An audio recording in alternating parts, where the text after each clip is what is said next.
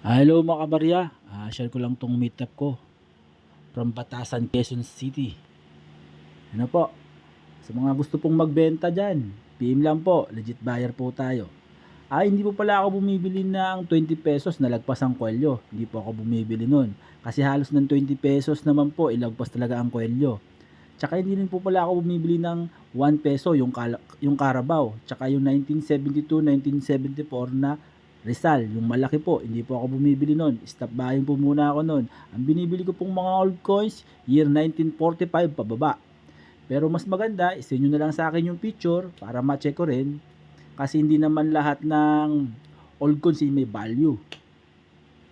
Tapos po, mga sirang alahas, sirang relo, bumibili rin po ako nun. Sa mga magbibenta, wag niyo po muna magtanong kung magkano. Pakisin na lang po muna ng picture para ma-presyohan ko rin po. At pag nagkasundo po tayo, ay pwede po tayong mag-meet up.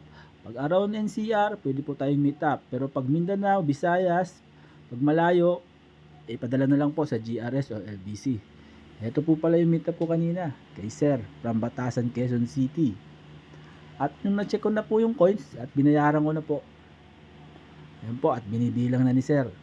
Sa mga gusto pong magbenta ha, PM lang po. Ito po pala yung coins na nabili ko kanina.